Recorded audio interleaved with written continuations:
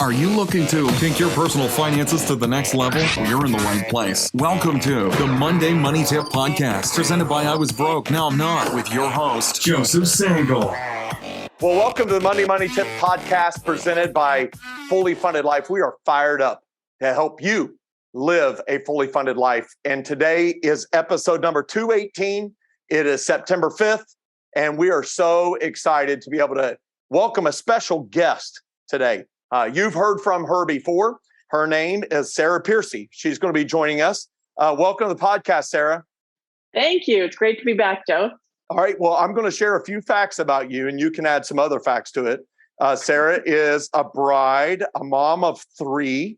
I think it's 2 boys and a daughter. Isn't that right? You got it. Yeah. Awesome. So you're a friend and follower of Jesus. And you spent almost 10 years in ministry as an executive assistant to lead Pastor Carey Nieuwhof. And you live in the province of Ontario, Canada. And Carey's awesome, incredible. He is. He's the best. Yes. And she loves good people, good conversations, and good coffee. One of the reasons we get along so well. And she writes about finding the good in life from her blog, writtenforthegood.com. That's like you've written something, WRITTENFORTHE, good, writtenforthegood.com. And Sarah has completed 3, count them, 1, 2, 3, year-long fast from spending, like fasting from spending fast. And she's currently working on a book to share those experiences and what she's learned from each of those fasts. And last year, she helped us launch the Spending Challenge, which was created by Sarah to help people in our Fully Funded Life program walk through a 30-day fast from spending. And the challenge is always a part of Fully Funded Life membership. So Sarah, thanks so much for talking with us today as we wrap up another month of fasting from spending. Yes, it's a privilege. Thanks, Joe. So, on August 31st, we wrapped up that 30-day fast, the people that joined the challenge. And we really wanted to talk to you about an aspect or an angle we really haven't talked about before. And that's how to wrap up the fast. So at the end of a fast, what's typically the first thing you do? Nothing. Nothing? I mean that. Don't rush anywhere to buy anything. I mean, I found that comes naturally, but keep going and slowly reintroduce spending into your life again on the things that you're fasting from. I found that happened naturally each time. I didn't just rush back into old habits, because I find that when you end a spending fast and you allow there to be a pause before you move back into spending, you are making space for new habits to come in. So I mean it when I say, when the spending fast is over, do nothing. Just wait. It seems a little counter to what most people think probably at the start of the fast. Yes. However, it's nothing and it's not just do nothing. So allow the pause and then think about what you want your spending fast or your spending habits to look like moving forward. You can look back and kind of evaluate what areas were you trying to break habits in and what do you want to replace them with moving forward? Boundaries, you can ask yourself what kind of boundaries you might put on your spending or money rules that you might have around your spending that you didn't have before. So as you reintroduce spending, allow that pause. Don't rush back into it. Allow that pause and then move forward with some thoughtful habits, thoughtful boundaries around spending that you want your spending to look like instead of the thoughtlessness that existed before. Yeah, I like that. So it's really a huge part of fasting, period, of any type of fast, fasting from food, fasting from spending. It is really important to reflect on lessons learned. And what do you find of the people? I assume that you've had friends who've been inspired to go on fasts as well because of this. We've had quite a few people go through the fast here for a month at Fully Funded Life. What are some of the common big aha moments that people experience when they go through a fast? One of them is that it slows them down, slows their spending habits down in a way that they now stop and think before they buy something, or they have habits in place before they get to the splurge that stops them. For example, they need a new ski jacket. They might actually look to find a secondhand ski jacket. Secondhand stuff these days does not mean like out of your grandmother's closet. Mm-hmm. It means like somebody bought it last season, wore it twice, and now they're selling it on some marketplace online. So like when that can be a habit or a first step, it saves so much money. So I have heard that from several people. They now have habits of looking to buy something for less than buying it brand new, and they don't buy things in a hurry. I have also heard that people are more creative. So they like to turn jeans that have holes in them into shorts and that kind of thing. That's for the creative people. That's not everybody. But I have heard that. And I have also heard from a couple people that paid off a lot of money when they did their spending fast because they just weren't bleeding money the way they were before. So they were able to focus on debt reduction and the like. You know, one of the things is so exciting. Yeah, it is so exciting. That's a huge, huge success.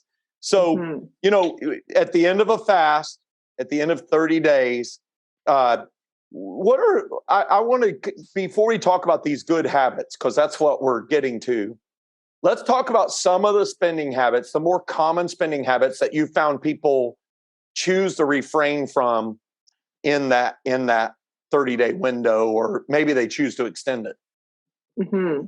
One of the most common ones is retail spending, like just going into the store, taking stuff off the shelves, ordering things online. Like it's just the stuff that fills up our home and our life that we often buy in a hurry, or it's on sale. We feel like it's a good deal and don't use it. Pretty much across the board, people usually choose to do that. That was my challenge, is like, I don't want to buy so much stuff. And I just spend money thoughtlessly on stuff.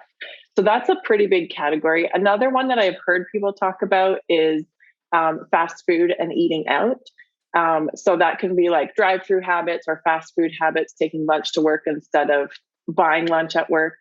And that I hear about that one less often, but that's also a big category. Something I don't hear is like people don't decide to stop taking care of their home or their car. Like those are the necessities we need to function in life. But it's the right. I don't want to buy a new furnace. No, of course I don't want to buy a new furnace. I'll just wear a sweater. That's right. I had one friend who didn't want to spend any money on fuel, so he kept the temperature 55 degrees in his house, and in Fahrenheit. And when he got cold, he would put on another sweater and get on his exercise bike. And I was like, he was single, obviously. That's dedication. I could not do that. So other people will refrain from coffee. They will not get coffee, right? The Starbucks habit, the Caribou coffee, the Tim Hortons run, that habit. Canadian reference. Good for you. Oh, yeah. Well, Tim Hortons needs to get down to South Carolina where we're at. They've made it to my twin brothers area in Pennsylvania. And wow. So it's very good. I always buy some Timbits because I have a Canadian member on my team here. And so he's always so grateful. But when I think about that, we're leading up to these good habits and trying to extend that. I asked this question about, you've got two parallel ones. When I heard you mention going through fast food, and we're also refraining from maybe buying food that wasn't good for us in the first place. Do you find that that's a lot of times a way that helps people where they end up with more than just a financial benefit, that they actually end up with a physical benefit or a spiritual benefit? Yes. Well, I mean, absolutely, there would be a spiritual benefit. I think fasting itself is a spiritual practice, which is why I like to use the word fasting for what we're doing with our spending, because it's more than just about like the cold hard cash. Like there's stuff that happens inside us when we fast or abstain from spending like that. To be honest, I haven't heard a whole lot of the results of people who didn't buy fast food. I know somebody that did it for 30 days. If somebody's listening to this and didn't buy fast food for 30 days, I'd love to hear from you. Yeah. If they're watching on YouTube, I'd love for them to share a comment, or you can just share directly on our Facebook page. Yeah. But I mean, principally, it would make sense that if you shift from buying fast food to bringing a chosen healthy lunch, there's going to be physical benefits to that. Yeah. And so that's one of the things that I cannot always go away from that with my travel schedule. Sometimes it's necessary, but I've intentionally decided to eat healthier.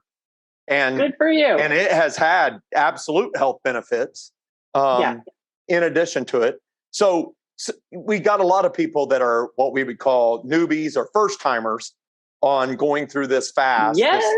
And so we're celebrating with them today. What would you tell someone as they're finishing this first fast and they've got this good habit formed for 30 days at least?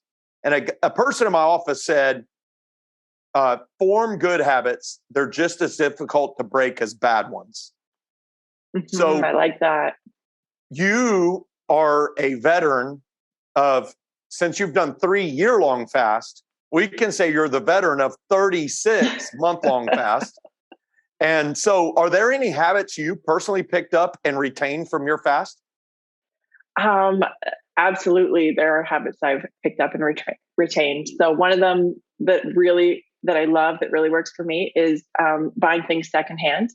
I know that freaks some people out, but they're like, shopping secondhand is not what it used to be.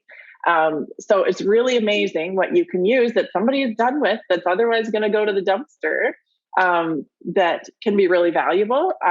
So that's a habit for me. Another huge habit for me is not buying things in a hurry. That is like circle gold stars around it, like slow down when spending money. Almost every time when I buy something in a rush, I regret it, or it's a mistake and I have to return it. It ends up taking more time because I was trying to take less time. So that is like a spending habit that if I sacrifice that, I would say it's a money rule for me. Slow down when spending, because if I break that rule or that habit, it's almost never good. Is there a dollar amount? Like I want to explore that for a minute. Like when you say don't make a purchase in a rush, is there like a dollar amount that really gets your attention that you put the stars on and say, hey, if it's over this, or maybe is it a percent of your budget? How would you like to express it that says, hey, this is the one I really want to make sure if it's above this percentage or. Yeah, you know what? There isn't a dollar amount on it, but it does apply to stuff. It doesn't apply to food. If I'm out with my kids, getting them a quick snack, it doesn't apply to that.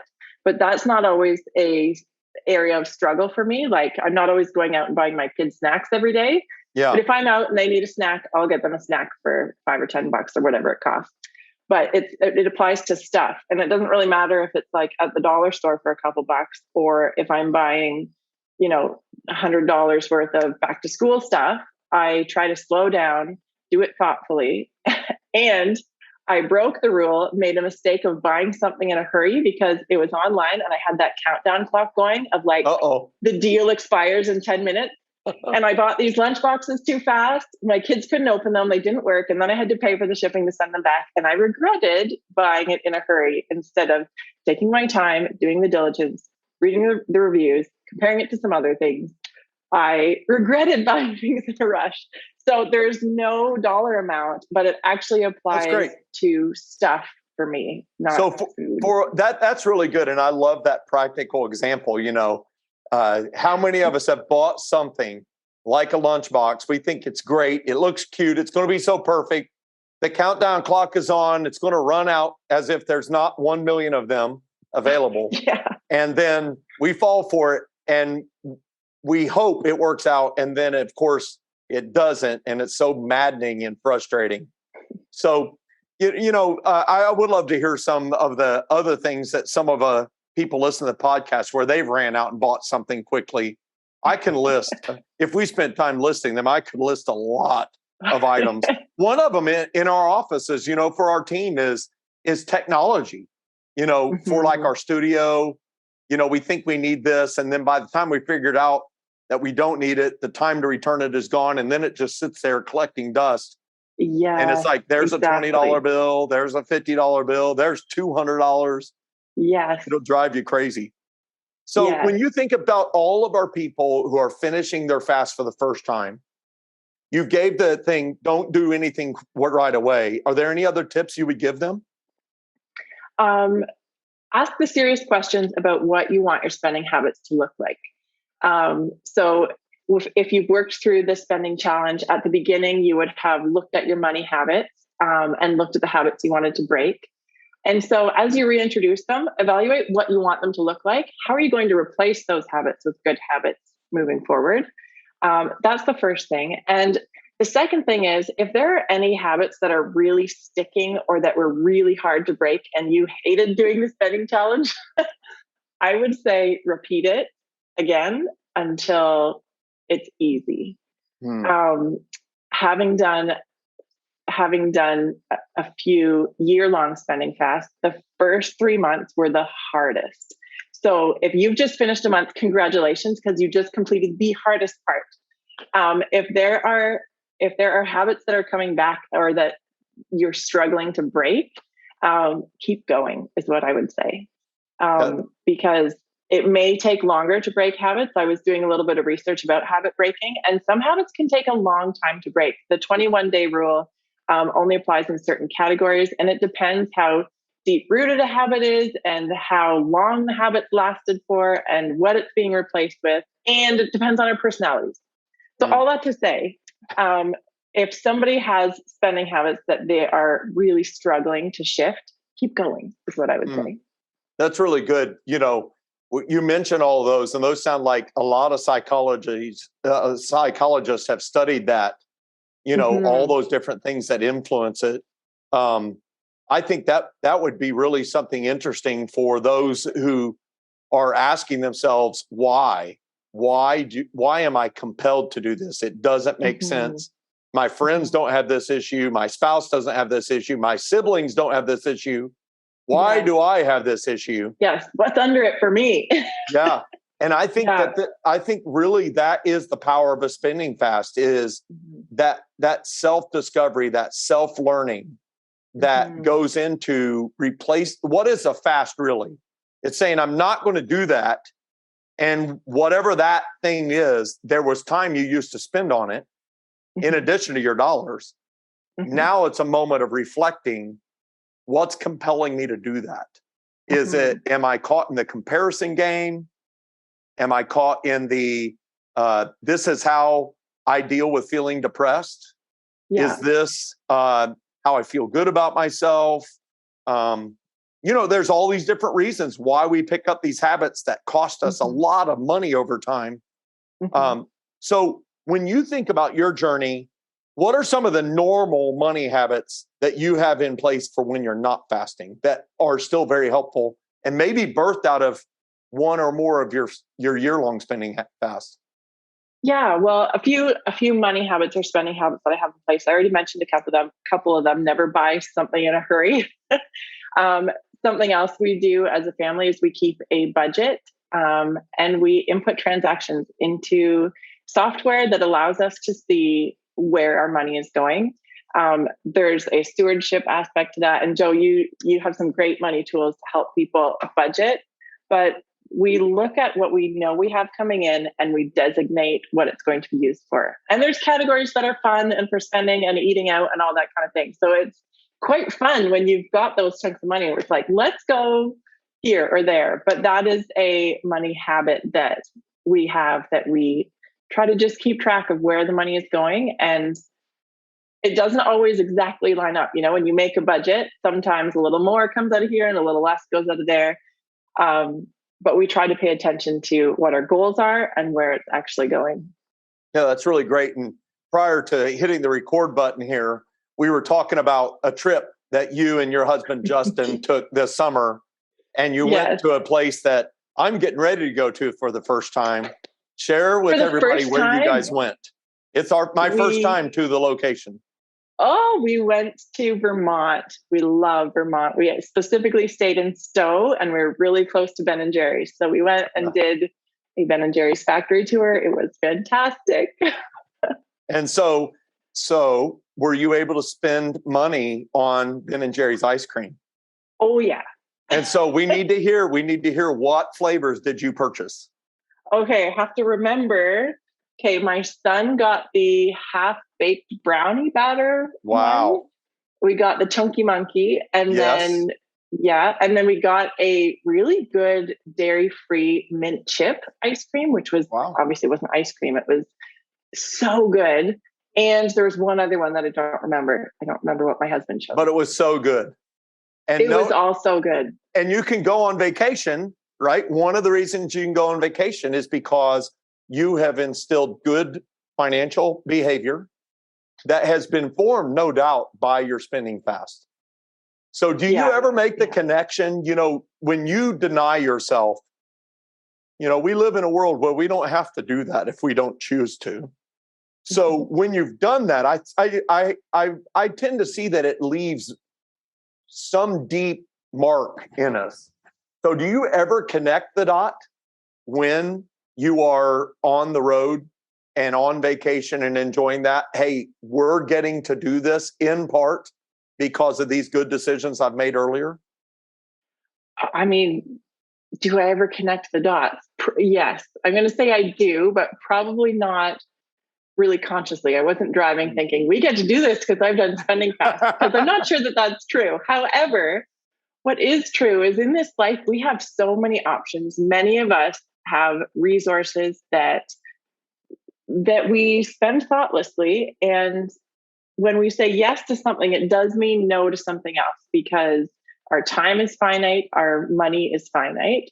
And so we're going to run out. We can't say yes to everything. So what matters to you, what matters to me about how we live and what we say yes to, let's do that thoughtfully. Let's say yes to spending on purpose instead of letting the marketing and the Instagram ads and the countdown clocks dictate what we are spending our money on, and then having to say no to other things later, or going into overdraft or racking up debt.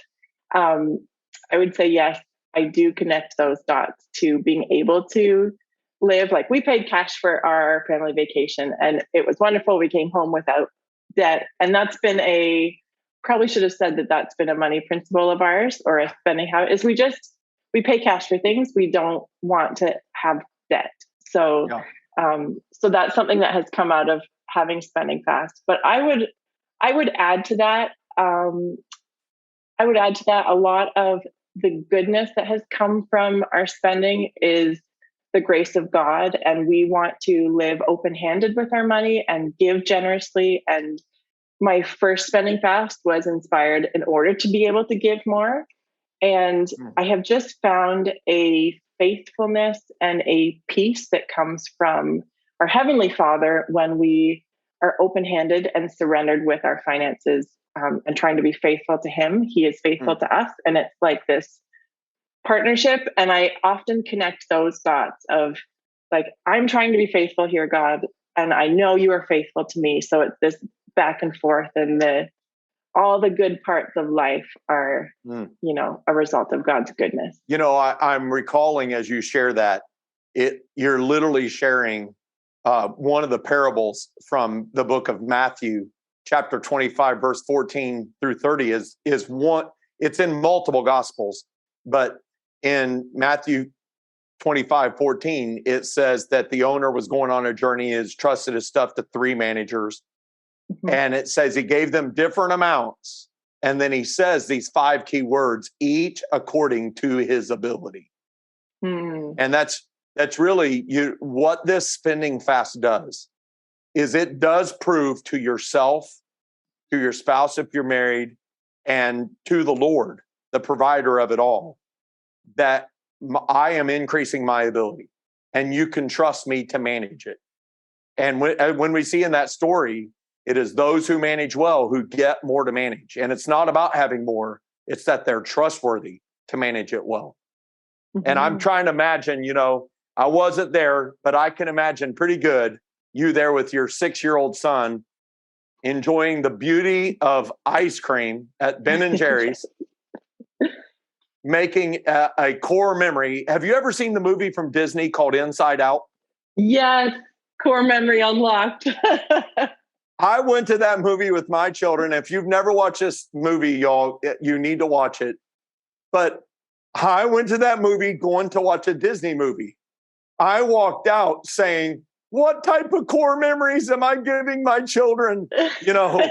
And which ones are going to get locked in there? Are they joy? Are they sadness? Are they anger? Yeah. And you definitely locked a joy memory. So that's wonderful. I hope so.